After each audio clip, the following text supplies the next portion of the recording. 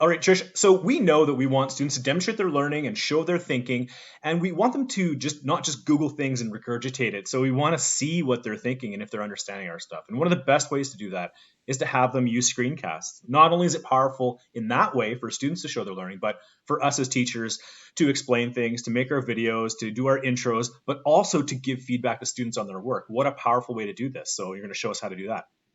Yeah, absolutely. So if you're using other screencasting tools with great success, go for it. Keep doing that. Darren and I really love using Screencastify for a couple of reasons. Number one, there's a free version. And so you can absolutely use this free extension in your Chrome browser. The only limitation to the free version is you only get up to 5-minute video length. But to be honest, you are much better served chunking your videos into small chunks, just like Darren and I are doing on these slides for you today, as opposed to watching this great big hour-long video. We are chunking up your learning. And so I know probably in 2020, every one of us has made some type of teacher tutorial using screencasting, but we're going to use Screencastify because it's free. It's really easy to use. It connects directly with your Google Drive and with your Google Classroom. So that is a win to us. So we know we can make teacher tutorials and students can absolutely showcase their learning, but we want to show you how we use this as feedback for students inside of our Google Classroom.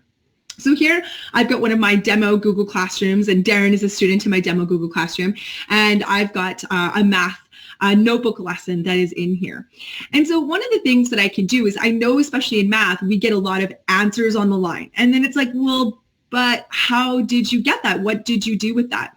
And so I will get students to actually record videos and put those in their student math notebooks as well, in addition to the answers. But what I want to be able to do is use my Screencastify over top of student work. So if I go into who this was assigned to, and I'm going to go ahead and see if I can find Darren. There's Darren's work right there for our class notebook. I have a reflection one. I'm going to be able to see both of his files. There's the reflection. Here's going to be our math notebook that I'm going to open, where he's going to be able to put in all of his different notes and practice work and exit tickets and vocab and everything. What I'm going to do now that I'm in this beautiful assessment window when it comes to Google Classroom is I'm going to launch my Screencastify. Now, one of the really great things about Screencastify is it gives me some options for how I want to be able to record. And when it's your turn to practice, we encourage you to try all 3 ways. So the first one is webcam only. And that really means just like you're seeing Darren and I here right now. This is fantastic for mini lessons, being able to do some instruction for students, reflections, exit tickets. It's just that camera on effect that you get. Desktop, this is amazing for tech tutorials. I can be opening and closing tabs, launching my app launcher, showcasing different features within my computer. So we really love being able to use that for that. And our favorite one is actually browser tab. That means just this tab I have open. So any of my email pop-ups, anything else that happens on my screen is not going to be part of my video, which is great. We know we all get those. But we really like this feature here too, embed webcam. We're going to show you a little trick we use with this because we're going to use our webcam for student engagement. So I'm going to go ahead and I'm going to hit record. It's going to give me a little countdown.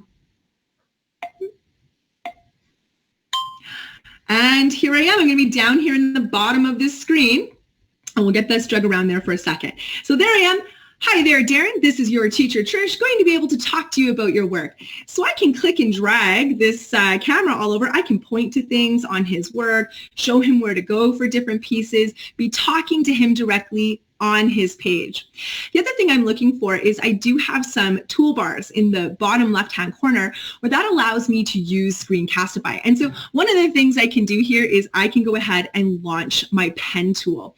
This is great because I can do some annotation. So I can circle, write on things, give answers to things, do inking, especially if you have some type of touch tablet. But of course, I am simply using my mouse to be able to do this and point out things to Darren. Again, I can go ahead and I can pause my video if I wanted to. This is great if I want to think about something, go do something else with them. And then, of course, as soon as I hit stop, what it's going to do is Screencastify automatically opens its editor tool, which is great if you do want to kind of snip some things, zoom into some things. You can add text over top, anything you want to be able to do in this.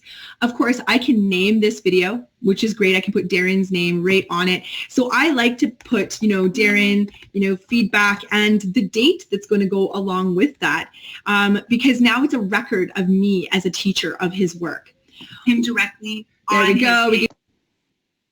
So now that I've named that, so to keep that organized, one of the great things about Screencastify is it's already automatically saved to my Google Drive. There'll be a Screencastify folder for you.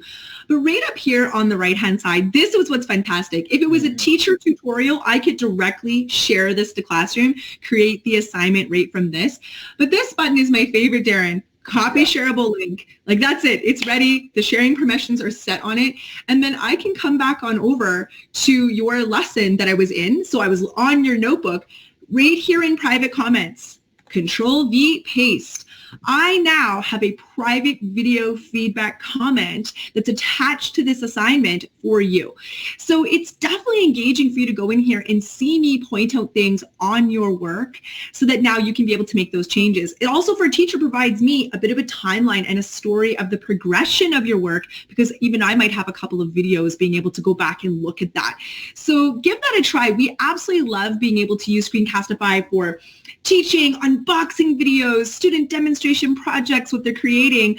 On the slides we've given you 50 ways to use Screencastify in the classroom, as well as 25 ways to use Screencastify with Google Apps.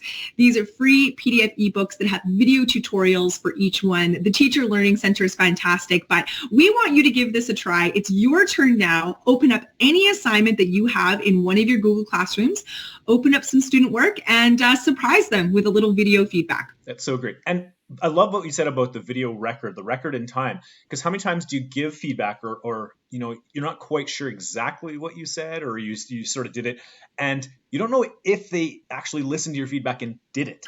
Like this, you get a picture, you can see, like if they're saying, well, what should I do now? I'm like, well, I gave you feedback and you didn't do it. So could you go back, watch my video and actually do the things I asked you to do? It's a great way to see at that moment in time, see if they're actually listening to your feedback, doing that work, and that copy shareable link.